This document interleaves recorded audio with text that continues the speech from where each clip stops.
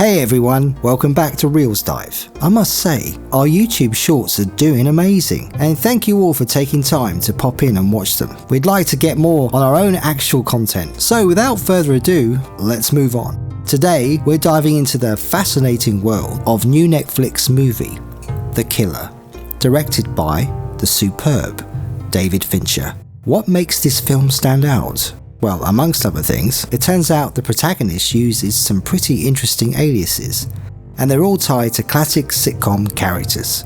Fincher wants us to really immerse ourselves into this mysterious man's world by thinking like him, paying attention to each detail, including the intelligent merge of the assassin's world and the audiences, with the use of everyday brands like McDonald's, etc.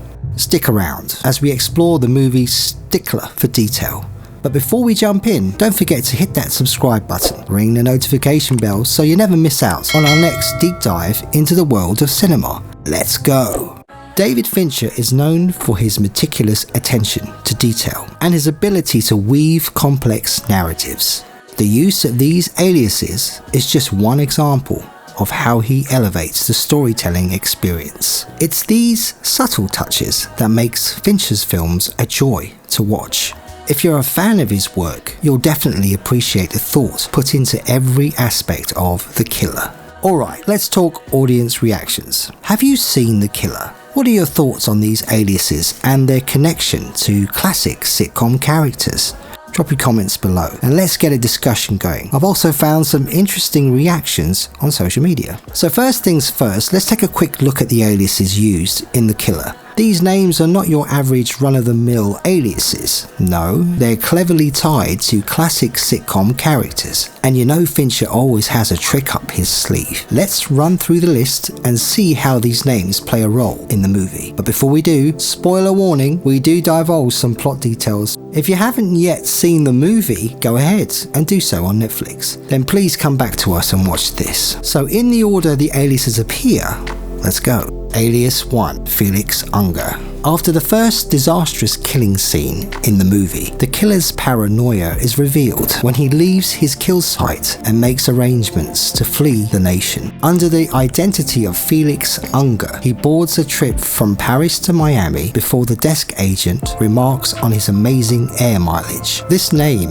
alludes to the sitcom The Odd Couple from the 1970s, in which Tony Randall portrayed FELIX UNGER. The Odd Couple began life as a play in 1965 and it was turned into a 1968 Jack Lemmon movie and was then revived as a sitcom in 2015. Alias 2, Archibald Bunker. The killer schedules his next trip to Santo Domingo, Dominican Republic. After arriving in Miami from Paris, he switches to a new flight and adopts a different name after being startled by a man who is flying in the same direction as him. He goes by the moniker Archibald Bunker. Another iconic sitcom figure from the 1970s is Archie Bunker, who appeared in both the spin-off Archie Bunker's Place and the television series All in the Family. From 1971 to 1983, actor Carol O'Connor portrayed Archie Bunker in the two shows.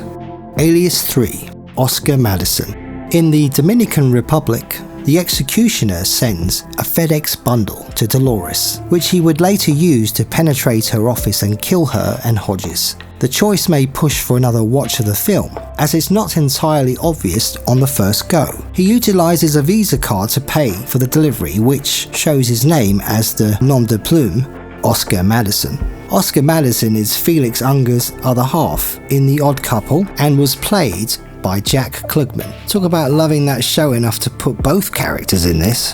Whoa. Side note, in the latest reboot of the series, Oscar Madison was played by a recently deceased actor, Matthew Perry. Alias 4, Howard Cunningham. The killer begins his mission to remove people who threaten him and his girlfriend after killing Leo, the taxi driver. To execute his first hit on Hodges and Dolores, he boards his first flight to New Orleans. He adopts a new alias, Howard Cunningham, to catch this aircraft. Another 1970s sitcom character, this time from the ABC series Happy Days, starring Ron Howard and Henry Winkler as the Fonz.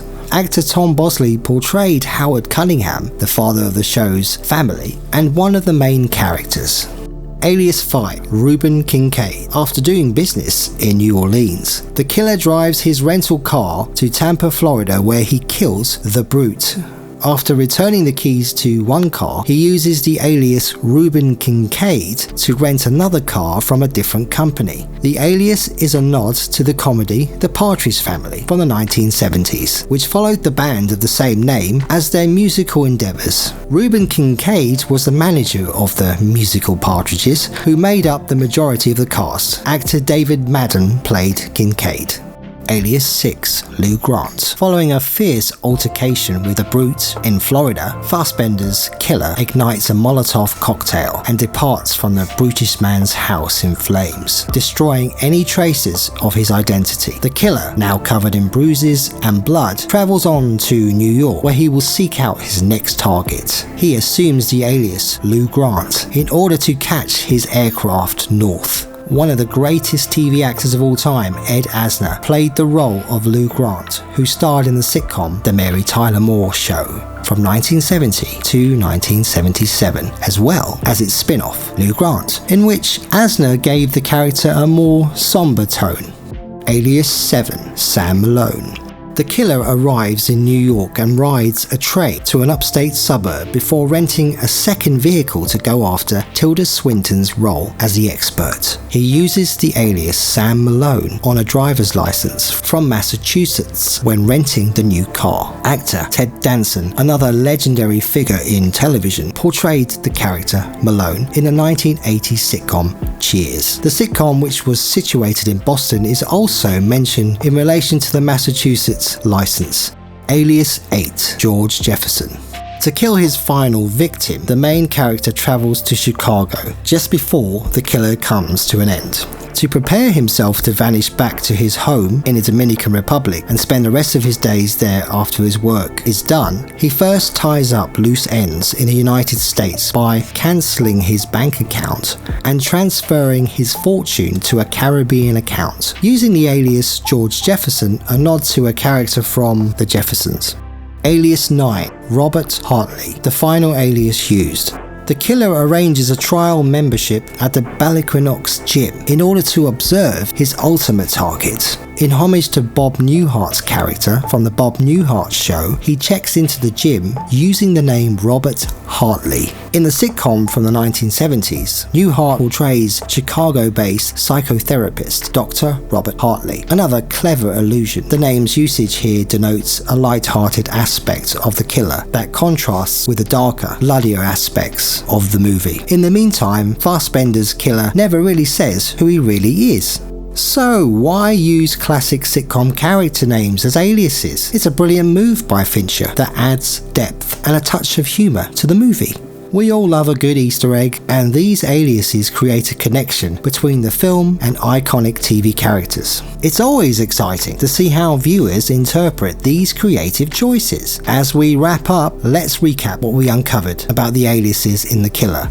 From George Jefferson to Robert Hartley, each one adds a layer of intrigue to the movie. David Fincher's directing style shines through, making this film a must-watch for fans of his work. If you haven't seen The Killer yet, I highly recommend giving it a go. And that's a wrap for today's video.